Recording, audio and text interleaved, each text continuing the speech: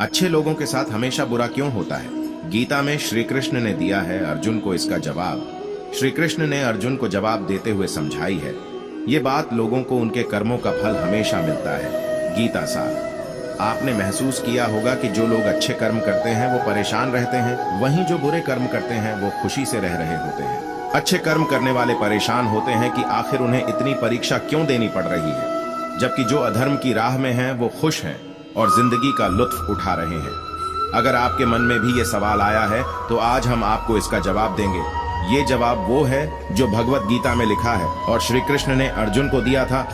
भगवत गीता में वर्णित कथा के अनुसार जब भी अर्जुन के मन में कोई दुविधा होती थी तो वो श्री कृष्ण के पास पहुंच जाते थे। एक बार की बात है, अर्जुन ने भगवान श्री कृष्ण के समीप आकर कहा कि वो दुविधा में है और इसका जवाब वो श्री कृष्ण से चाहते हैं। श्री कृष्ण ने पूछा कि क्या सवाल है?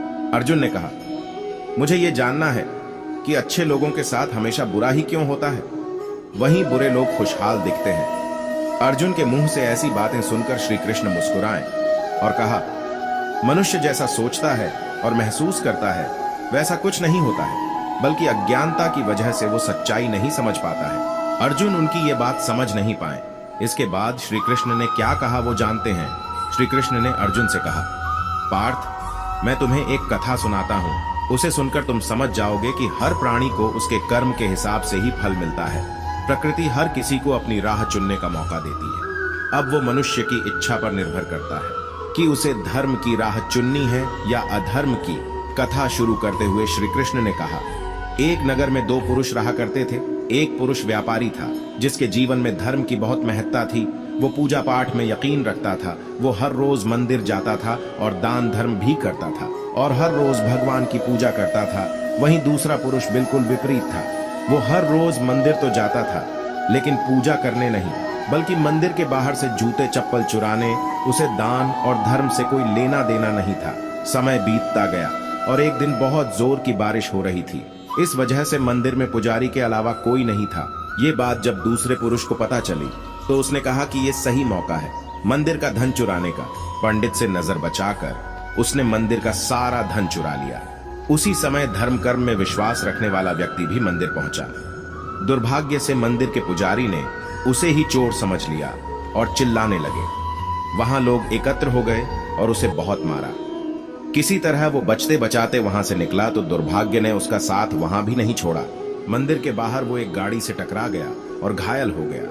फिर वो व्यापारी लंगड़ाते हुए घर जाने लगा तो रास्ते में उसकी मुलाकात उस पुरुष से हुई जिसने मंदिर से धन चुराया था। उसने कहा, आज तो मेरी किस्मत चमक गई, एक साथ इतना सारा धन मिल गया। ये सब देखकर उसे बहुत बुरा लगा और उसने अपने घर से भगवान की सारी तस्वीरें निकाल दी। कुछ सालों बाद दोनों पुरुषों की मृत्यु हो गई। मरने के बाद जब दोनों यमराज की सभा में पहुंचे और भले पुरुष ने दूसरे व्यक्ति को देखा तो उसे बहुत गुस्सा आया।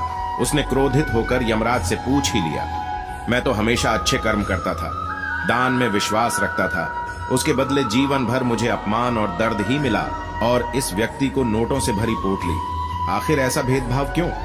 इस पर यमराज ने कहा, पुत्र, तुम गलत समझ रहे हो। जिस दिन तुम्हारी गाड़ी से टक्कर हुई थी वो दिन तुम्हारे जीवन का आखिरी दिन था, परंतु तुम्हारे अच्छे कर्मों की वजह से तुम्हारी मौत सिर्फ एक छोटी सी चोट में बदल गई। तुम इस दुष्ट व्यक्ति के बारे में जानना चाहते हो। दरअसल इसके भाग्य में राजयोग था, मगर इसके कुकर्मों और अधर्म की वजह से वो सिर्फ एक छोटी सी धन की पोटली में बदल गया।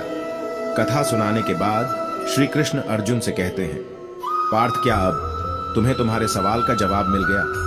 ऐसा सोचना कि भगवान तुम्हारे कर्मों को नजरअंदाज कर रहे हैं, ये बिल्कुल भी सत्य नहीं है। भगवान हमें कब क्या किस रूप में दे रहा है मनुष्य को समझ में नहीं आता है, मगर आप अच्छे कर्म करते रहें तो भगवान की कृपा हमेशा बनी रहती है। इसलिए अपने अच्छे कर्मों को बदलना नहीं चाहिए, क्योंकि उसका फल हमें इसी जीवन में मिलता है। इसलिए मनुष्य का फर्ज है कि वो हमेशा अच्छे कर्म करते रहें, क्योंकि श्री कृष्ण ने गीता में भी बताया है कि किसी के द्वारा किया गया कर्म बेकार नहीं जाता है, चाहे वो अच्छा हो या बुरा।